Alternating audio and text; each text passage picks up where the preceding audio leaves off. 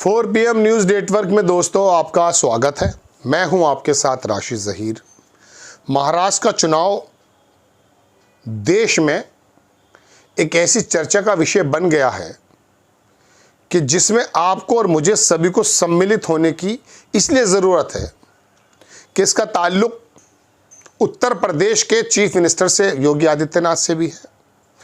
इसका संबंध भारतीय जनता पार्टी के राष्ट्रीय अध्यक्ष से भी है और इसका संबंध इस बात से भी है कि महाराष्ट्र का चुनाव होने के बाद ये तय होगा कि भारत में प्रधानमंत्री नरेंद्र मोदी की अगुवाई वाली भाजपा राज करेगी या फिर आरएसएस वाली अगुवाई वाली भाजपा राज करेगी।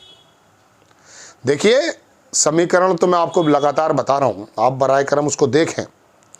महाराष्ट्र का चुनाव में आरएसएस ने जिस तरह से अपनी ताकत को झोंक कर रख दिया है, बल्कि आरएसएस के अधिकारी ये भी कहते हुए पाए गए हैं कि हरियाणा का चुनाव हमने जिताया है, हमने बड़ी मेहनत की है।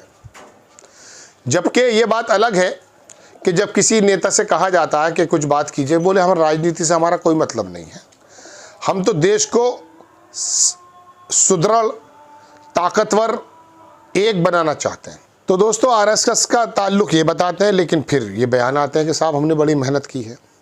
तो महाराष्ट्र के अंदर बताया ही जाता है कि छोटी छोटी सी मीटिंग्स की जा रही हैं किसी भी प्रकार से चुनाव को जीतने की।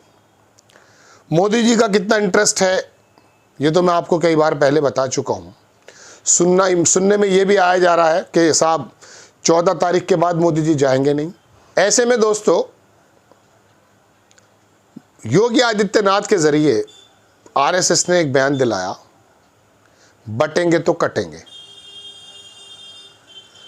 बताया जाता कि आरएसएस के अधिकारियों का तरफ से ये बयान है, बल्कि अतुल अग्निहोत्री एक बड़े पत्रकार हैं, वो कह रहे हैं कि दरअसल योगी को ही दिया गया है ये नारा, मोदी जी को भी मजबूरन आधा नारा इस्तेमाल करना पड़ा है। तो महाराष्ट्र का चुनाव 2-3 चीज़ों से वाकई बड़े मद्देनज़र है। वहाँ का चीफ मिनिस्टर कौन होगा ये तो है, लेकिन राष्ट्रीय स्तर पर इसका क्या फ़र्क पड़ने वाला है। महाराष्ट्र का चुनाव यदि आरएसएस जिता देती है भारतीय जनता पार्टी को, ध्यान से सुने, महाराष्ट्र का चुनाव यदि आरएसएस जिता देती है भारतीय जनता पार्टी को, तो उत्तर प्रदेश के योगी आदित्यनाथ बने रहेंगे, ऐसा लोगों का कहना है। आरएसएस नहीं जीता पाती है, हार जाती है, तो ऐसे समय में मोदी जी वहाँ रहेंगे, वो योगी उत्तर प्रदेश में रहेंगे नहीं रहेंगे, इसकी कोई गारंटी नहीं है। अब मैं आपको बताता हूँ, चूँकि आरएसएस ने योगी जी को ही एक स्टार के रूप में प्रस्तुत करना शुरू कर दिया है और आला कमान जो बीजेपी का मौजूदा है, अमित शाह हों, मोदी जी हों, वो योगी के पीछे किस प्रकार से पड़े हुए हैं पिछले दिनों आप देख सकते हैं। ब्रजभूषण हो, निषाद हो, राजभर हो, केशव प्रसाद हो, दुनिया भर के नेता वो लगे हुए थे लॉबिंग करने में कि किसी प्रकार से उत्तर प्रदेश का जो नेतृत्व है वो चेंज हो जाए। लेकिन बहरहाल आरएसएस की पोजीशन मानिए या योगी आदित्यनाथ जी का ज़बरदस्त हिंदुत्व का नारा, परचम जो उनको टिकाए हुए, बहरहाल तो आरएसएस की ताकत का और मोदी की ताकत का भी पता चल जाएगा। दूसरी बात, भारत में पूरे में आरएसएस अपनी मर्जी के मुताबिक भाजपा को चलाएगी, ये भी इसी बात का समझ लीजिए लिटमस टेस्ट है। या फिर आरएसएस हार जाती है, भारतीय जनता पार्टी हार जाती है, तो मोदी जी कहेंगे कि जिताने का काम तो सिर्फ मेरा था, मैं ही दशकों से 1 दशक के करीब से आपको जिताता आया हूं, फिर दोबारा से उनका वर्चस्व आ जाएगा। तीसरी बात, आरएसएस चाहती है कि किसी प्रकार से, हालांकि वहीं से स्वीकृति मिलती है, लेकिन बीजेपी का अध्यक्ष उनकी अगुवाई में काम करे। चूँकि वो बने थे पिछले दिनों, नड्डा साहब अब भी हैं शायद कार्यकारी, उन्होंने कह दिया था कि आरएसएस की हमें कोई ख़ास ज़रूरत नहीं है। तो ये वाली बात भी आरएसएस को चुभी हुई महसूस बताई जाती है।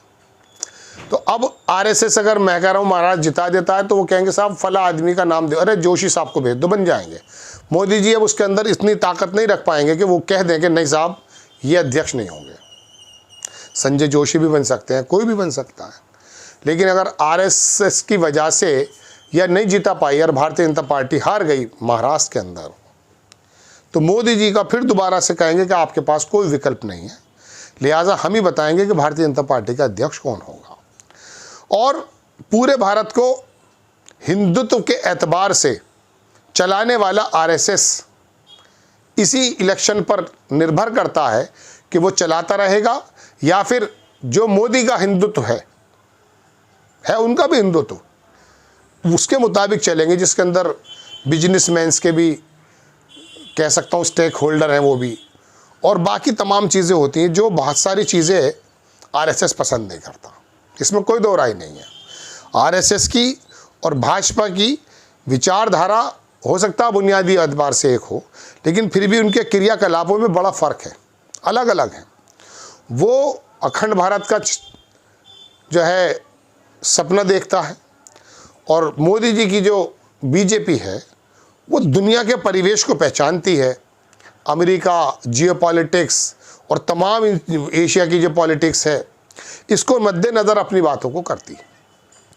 तो दोस्तों, महाराष्ट्र का चुनाव आप ये मत समझिए कि फडणवीस ही बनने जा रहे हैं या शिंदे बनेंगे या महाविकास अघाड़ी आने वाली है।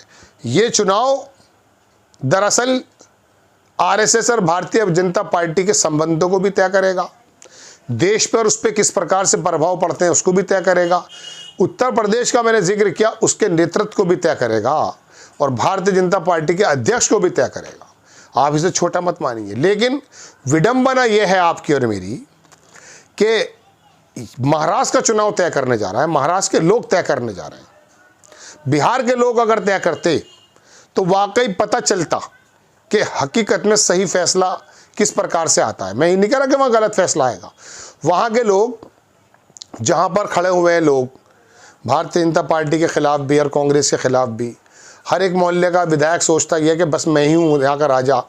छोटे छोटे नेता भी ये सोचते हैं, उन्हें मालूम ही नहीं है कि एक्चुअली असल लड़ाई चल क्या रही है। वहाँ के वोटर्स जो हैं, जो फ्लॉटर्स वोटर्स हैं, जिनको मालूम ही नहीं कहाँ जाना, उसकी तादाद बहुत बड़ी है। इंडिपेंडेंट्स वो कितनी कितनी वोट लेकर जाते हैं इस चुनाव में, पहले भी पता चला है और अब भी पता चल जाएगा आपको। भारतीय जनता पार्टी पूरे फुल बहुमत के साथ महाराष्ट्र में आ नहीं पाई आज तक। वजह क्या? बिखरी हुई राजनीति है, बिखरी हुई, लोग बिखरे हुए, नेता बिखरे हुए, विचारधाराएं बिखरी हुई। काम हो रहा है तो भारतीय जनता पार्टी में, आला कमान की सोच में, आरएसएस के में और कांग्रेस या शिवसेना वगैरह, ये लोग जो ऊपरी लेवल का आला कमान नेता हैं ये थोड़ा सा दशा दिशा को पहचानते हैं, लेकिन जो वोट दे करके इस चुनाव को आगे पीछे करेगा उसको ज़्यादा अनभिज्ञता है, ये मानकर चलिए।